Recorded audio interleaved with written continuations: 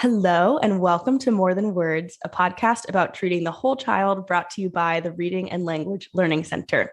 Each episode, we bring in a wide variety of experts from psychologists to clinicians in order to provide you with resources to use on the journey to helping your child or client.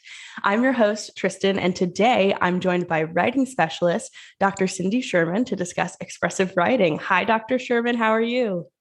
Fine. How are you doing? Thanks for having me here. Of course, we're very excited to have you here. So I'm just going to have you start off with telling us a little bit about who you are and what you do. Okay. Well, I'm a speech-language pathologist, but I do have a doctorate in special education. So in my research, I focused on written language. From there, I developed a writing program from my research, and I started a company called The Right Turn. We are speech-language pathologists, but we focus a lot on helping students with writing. Yeah, that's awesome. So you said you have started this business called The Right Turn. So if people were looking to find you guys in the world, but then also online, where would they go? Well, our website is therightturndc.com, and that's the right, WRITE, therightturndc.com.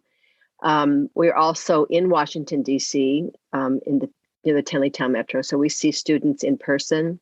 We've got a pretty big space, so we can do that socially distanced if we need to.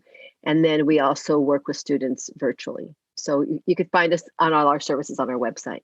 Okay, perfect. And I'll make sure to link those in the show notes for people to find. Okay, thanks. Yeah, of course. Well, if you're ready to just hop right in, I am too. Okay. So I know we wanted to talk a little bit about expressive writing. Yeah. And I will tell you that written expression is the most complicated form of communication. It's a complex and cognitive process that requires planning what you want to say, getting your thoughts on paper, and then identifying problems and correcting those problems when revising. So it's no wonder that there's so many, students, kids and adults that have difficulty with written expression because it is such a complicated form of communication. Right.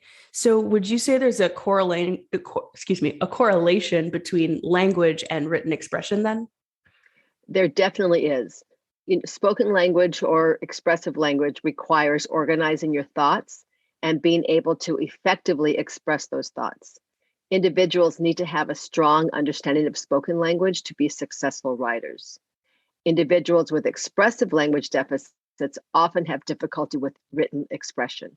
And the reverse is also true. Individuals with writing deficits often have difficulty with spoken language. And so many parents will say that their child can express their thoughts, but can't get their thoughts on paper. However, I have found that those students can express themselves, but their thoughts are not organized or succinct. So even when they're verbalizing, and you might like the speech to text, you might ask them to express themselves verbally, but they may go on and not really get to the point. That reflects in their writing. And in trying to get to the point, their ideas are all over the place and they can't organize their thoughts. That can become extremely overwhelming and impacts their ability to get any thought down at all. Then there are the students who have difficulty with language formulation. So they just don't know how to formulate a complete sentence. And they don't know how to express an idea. And this too reflects in their writing. Wow. Okay. So I think something we often hear when we hear like a writing deficit, something with, written expression deficits is dysgraphia. So can you explain a little bit what dysgraphia is to all of our listeners here? Right. Dysgraphia is a neurological disorder that impacts fine motor skills and really all aspects of writing. So not only is it not being able to express yourself in writing, it impacts the physical act of writing, which includes the actual act of letter formation. So students have difficulty actually forming the letter. It also impacts spelling and word spacing. So, oftentimes their penmanship or their handwriting is not legible. And so they have very difficulty with language formulation.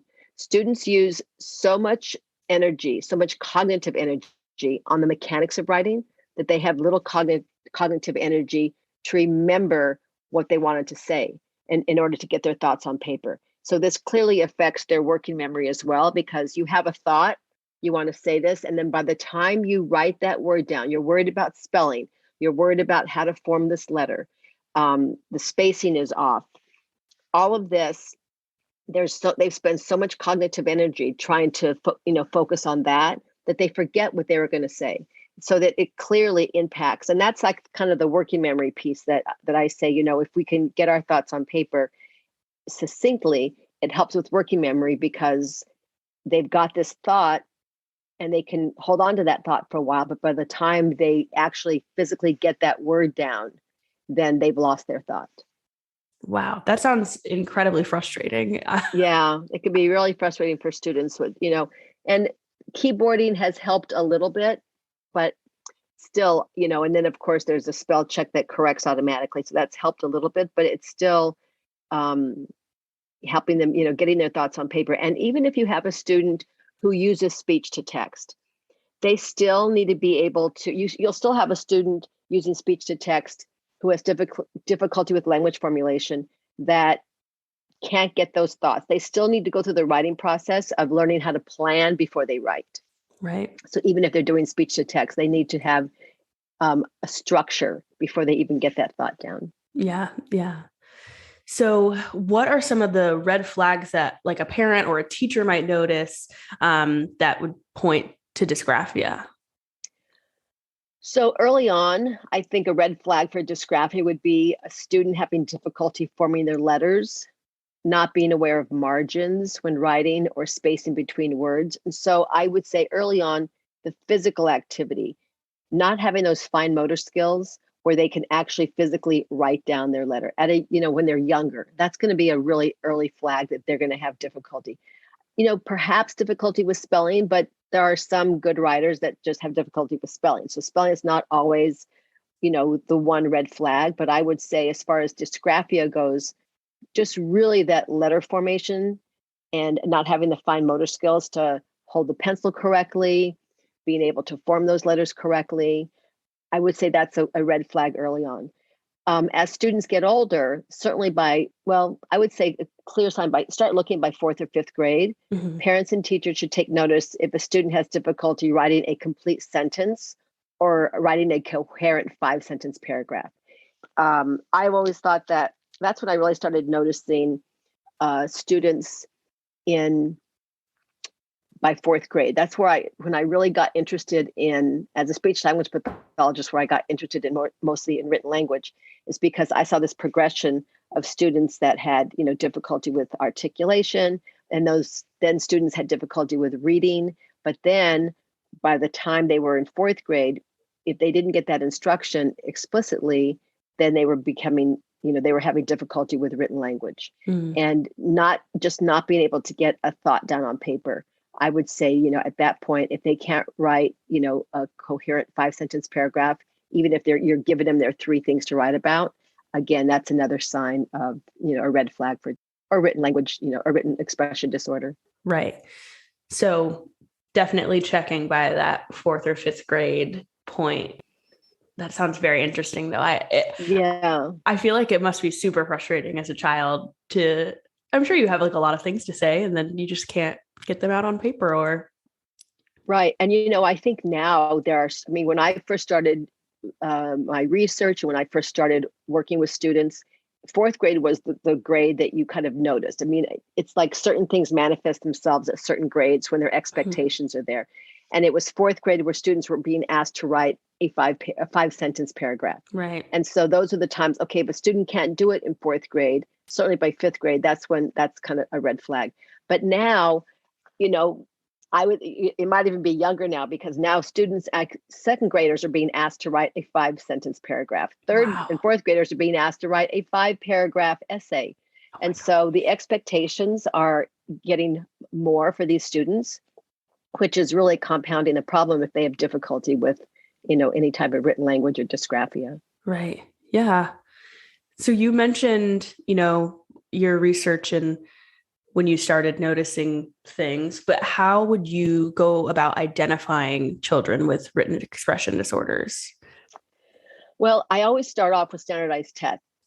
There are a few that are available. I use the test of written language, which is the TOEL. Some people say TOWEL or TOEL, but it's a test of written language. I also use subtests from the oral and written language scales, which is the OWLS, and the SELF, which is the clinical evaluation of language fundamentals. I use those assessments to get a standard measure in order to actually identify a written expression disorder. So without standard measures, you really need a battery of standard measures to diagnose a disorder.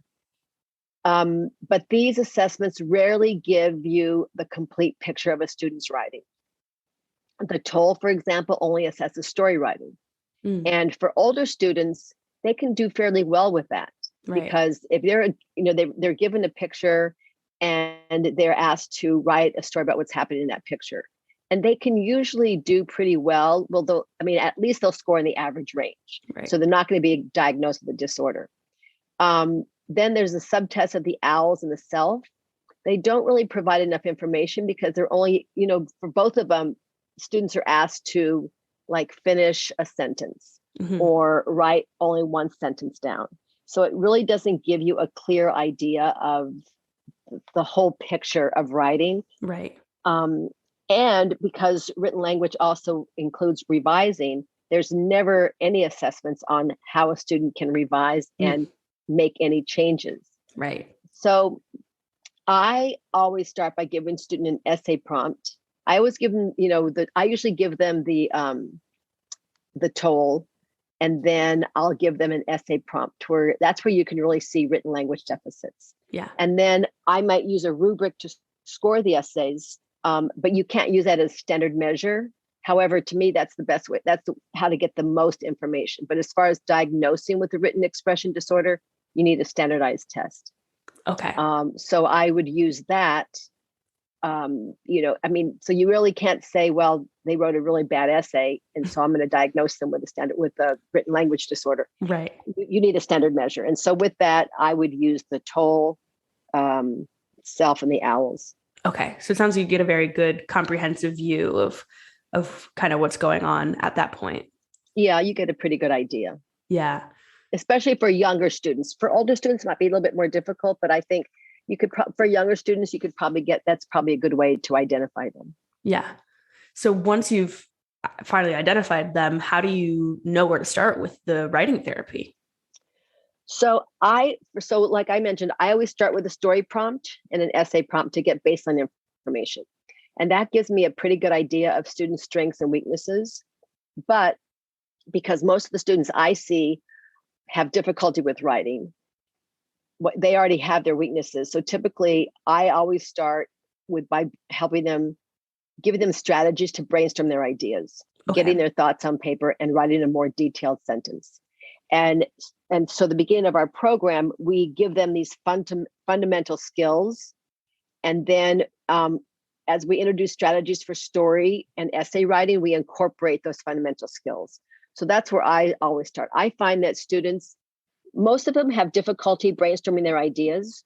Once they have an idea down, most of them can pretty much write some form of sentence. Right. So I just feel like the brainstorming piece is always really important. And so I always start with that.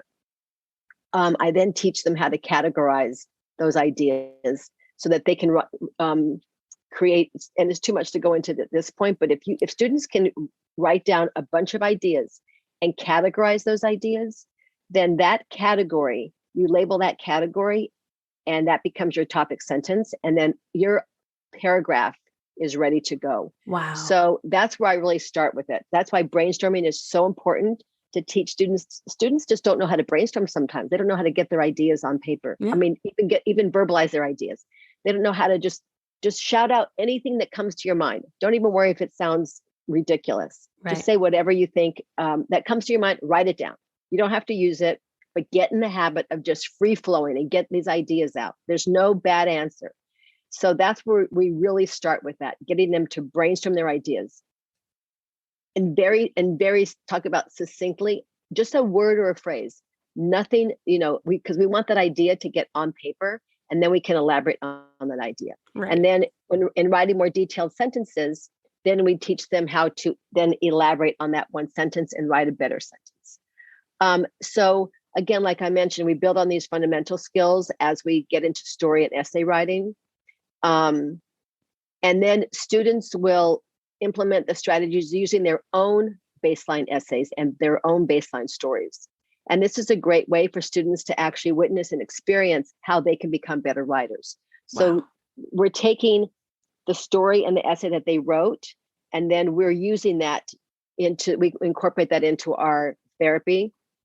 So they actually can see, oh, I took this 3-sentence paragraph and I was done. That was my great essay. Right. And now I've written this great 5-paragraph essay just by brainstorming my ideas, organizing my ideas, learning how to elaborate on a sentence, and being able to then elaborate on all my ideas. Wow. So that's kind of where we start with that. That's so cool. Yeah. Wow. So then what approach do you end up using in therapy after you've gotten that starting point? So my research was on using self-regulation strategies and the fixed revising strategy to improve the quality of expository essays. So that's where my research came from. The fixed strategy and the self-regulation strategy are very research-based. There's been a lot of research, especially on SRSD, which is self-regulation strategy development. But there was always research that just showed like students can write more, like using some certain strategy for writing. Students wrote more, but did that improve the quality? Right. So it was important to teach students how to revise, how to improve the quality of their essay, because it didn't matter if you've got 500 words if it didn't make sense. And Right. so the fixed strategy has self-statements that students implement, and we use that approach in our writing intervention. So as I mentioned, we begin by brainstorming, and then we teach them how to write a thesis statement from their brainstorming ideas. If they can brainstorm their ideas and they can categorize those ideas, their 3 paragraphs are ready to go. If they have those 3 main ideas, they can easily write their thesis statement. So now most of their essays done. So then from there, the fixed strategy is teaching kids to focus on story parts, which means they want to make sure all the story parts are there. Focus on essay elements. Essay elements are, do I have a hook? Do I have background information? Do I have enough reasons? Did I elaborate? Do I have a conclusion? It doesn't matter at this point if it's good or not. You at least must have the essential essay elements, Right. the essential parts of a story. On the parts of a story, did I describe the character? Did I describe the setting? Did I have the problem? And if you're older, do I have the rising action, climax, falling action, conclusion? Oftentimes there's those parts missing in a story, which is important to the story. There are some students who will write all dialogue when they do their story. And then you have to teach them, no, you need to write content. Right. You need to be able to tell the reader what the rising action was. And there can be a lot of rising actions before you get to the climax. So it's teaching them that these important parts.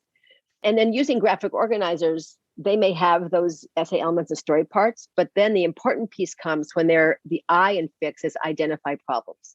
Students need to learn to identify problems. We give them self-statements that eventually, hopefully they'll memorize and that they'll just internalize. We go sentence by sentence and ask students, okay, does this sound right? Does this make sense? Am I getting away from the main idea? Will this get the reader's attention? Am I repeating myself? Is this off topic? These are different self-statements that we teach students to be aware of when they're revising. And so we go through this whole process, sentence by sentence, teaching kids to identify problems, being able to get them to understand that that sentence does not make sense. Right. Or you have some students who try to use really mature words, but they use them incorrectly. Like I had a student that said, I'm going to consume, he's trying to tell his parents that he needs an allowance because he's going to be doing more chores. But I'm going to be consuming many chores. So again, he's trying to use a word. So teaching them to understand that doesn't make sense. Right. If a student identifies a problem, then they need to know how to execute a change, how to make that better. We teach them how to add, delete, move, or rewrite. Those are the ways that you execute a change to improve the quality of your essay. Right. The other thing we do from baseline to throughout our therapies, throughout all our sessions, is we teach students to count meaningful changes. So an edit is not a meaningful change. That's not a revision. An edit is capitalization, punctuation, spelling. That's not a meaningful change. It's important that you know how to do that. But I tell students, don't even worry about spelling and punctuation. Write down whatever you want. Get your thought down. And then we'll go back and we can make a revision. Then we go back and we'll do the edits. And so that's the approach that we use. And in the end, students will start off with 2 to 3 revisions. So when we do the baseline, I ask them, okay, write your essay or write your story, and now go back and make some revisions. That's all we say at baseline. Right. And they'll literally, I mean, I've had the most I've ever had is one student made 4 meaningful changes in the 20 years I've been doing this. Wow. Most of them make 0 or 1. They'll do capitalization or punctuation or spelling, but that's not a meaningful change. Right. By the end, students are making, especially if you have an older student, students are making 45 meaningful changes. Oh my. And at a minimum, they're doing 20. And these are like 4th and 5th graders, because they are learning how to make these revisions. They are learning how to write a better paper. And most of these students will say, I never knew how to revise. And that's the thing, they just never knew how to do it. So that's the approach that we use. It's the fixed strategy, which came from my research. And my research was on expository essay, but now we've broadened that. So we do that with story writing, expository essays, persuasive essays, and informative essays. And in informative essays, we teach students how to write an annotation, and not just underline, not put a question mark, a real annotation, a real detailed sentence. Wow. And that is when they need to write their paper, boom, the topic sentences are ready to go. Yeah, that's awesome. Yeah, so it's really helpful. Wow. I mean, the next question I have for you, I feel like has been answered in just the way that you're speaking about the therapy, because it's very impactful work. But why is it that children need explicit instruction when it comes to writing? That's a perfect word, explicit instruction, because that's what they need and that's what they're not getting. Right. So now I would say writers' workshops have become a little better. When I started doing this, say 25 years ago, there was a basic writers' workshop. So I'm going to say, and at that time, there was research done on the effectiveness of writers' workshops. So a typical writers' workshop was shown to only benefit average and high achieving students. Did not benefit students with learning disabilities, or did not benefit low achieving students. Right. Students now, and even then, students are often given a graphic organizer or some form of outline for organizing their ideas. But students are not given explicit instruction on how to get those ideas onto the graphic organizer. Okay. And that's where strategies for brainstorming come in. They are not given explicit instruction on how to take what's on the graphic organizer and formulate detailed sentences that express their ideas. Right. So they're given that graphic organizer, but they don't know, like, well, how do I get to this point? And now what do I do with this? And that's the explicit instruction that's missing. More importantly, students are not given explicit instruction on how to revise their papers, as I mentioned. Like I said, most students will just make the superficial changes, like spelling, punctuation, and capitalization. They haven't learned to really focus on, does my sentence make sense? Right. Does this get the reader's attention? Am I repeating myself? I mean, students might say the same word over and over again. Yeah. And I said, you know what? Let's think of other words. And then when we have to think of another word, let's brainstorm. Throw out any of the words that comes to mind. And now we have these interactive notebooks. And so students can click on the thesaurus. It's right there. So if they can't think of other words, I tell them, you're repeating yourself, think of another word, they can go to the thesaurus. We now use interactive notebooks. The workbooks during COVID, we transitioned from the workbooks, the physical workbook, to interactive notebooks. So now everything is online, and it's a lot easier for students. We do have still the printed versions, but that's also made it a lot easier to provide the explicit instruction. Yeah. Wow. So that's what's really missing. Our program really provides the explicit instruction that students just are not getting. Right. And it's because the teachers didn't get it either.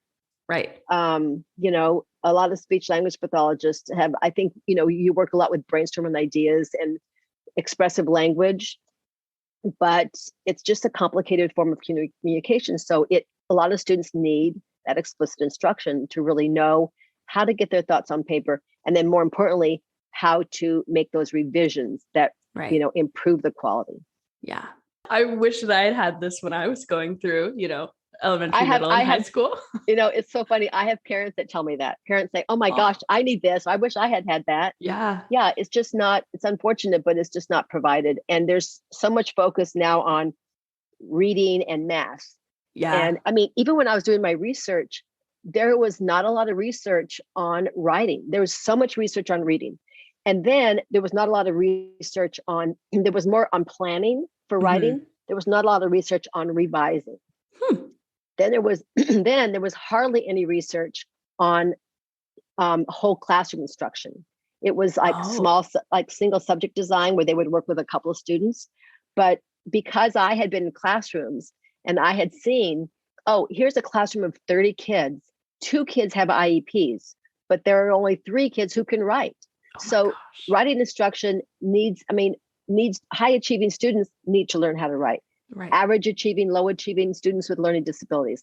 And so my research collected data on all achievement levels because it showed that our strategies can work with students regardless of their achievement level because students aren't getting that explicit instruction. So they need to learn it at every achievement level. Wow. Oh my gosh. I could ask you so many more questions. Like, how do we get you into all the schools, basically? We're trying now. We our interactive notebooks, we're now offering subscriptions to schools, to speech language pathologists, and so we've our notebooks are now available to anybody that wants to learn our program and do a quick little webinar. That's fantastic. Okay. Yeah. Like I said, I'll make sure to link your website in the show notes. Can they find the interactive notebook on your website?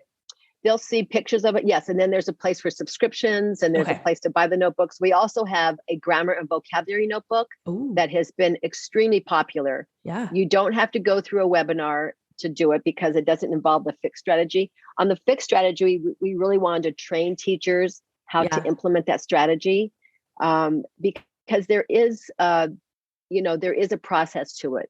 Right. And in order to be very effective. But the grammar, and the reason I wrote this grammar and vocabulary notebook is because I would have students, I'd say, don't use a pronoun in your topic sentence. And they would say, what's a pronoun? Right. So I'm like, okay, we need a workbook for that. So I have the workbook covers all parts of speech.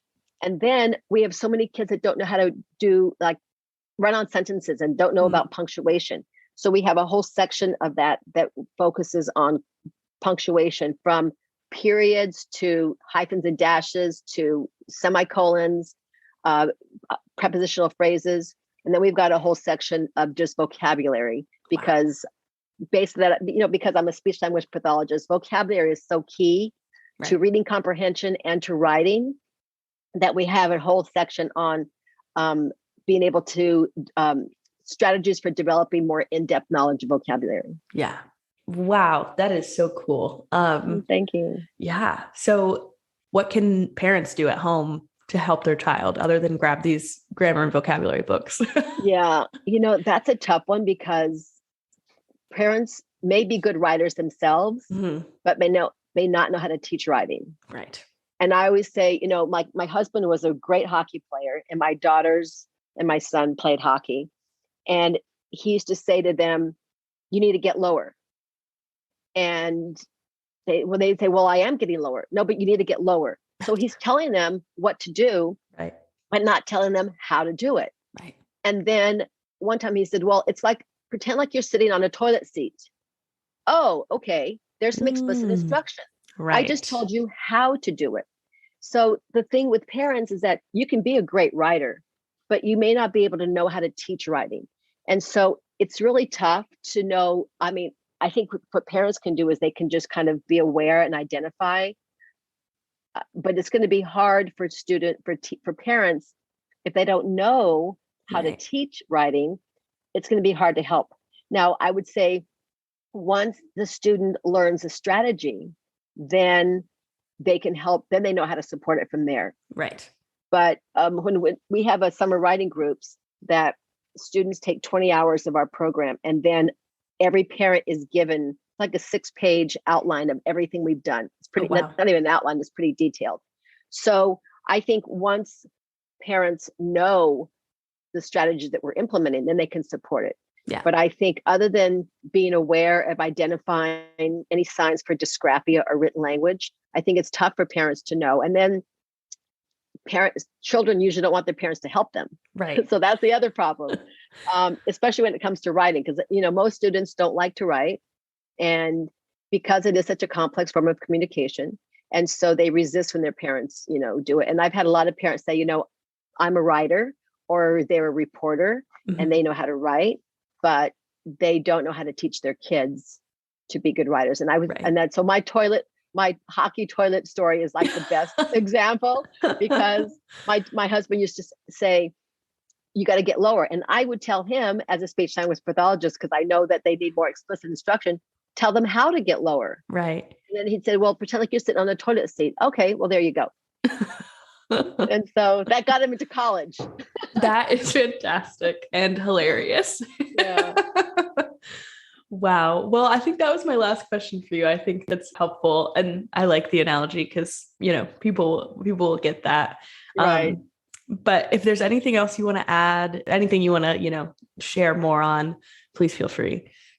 Yeah, I know. I just want to, if people are interested in, really teaching students to become better writers, we've got, I think, a very unique writing program, because the self-regulation piece we work on is really teaching students to internalize the strategies. That's part of the self-regulation. They're setting goals for themselves. Right. They're going through these self-instructions that are on our fixed cards, and they're really learning the process. They're learning to monitor monitor their process, whether it's monitoring their behavior, like, oh, you know what, I'm not paying attention. I need to focus for 5 minutes.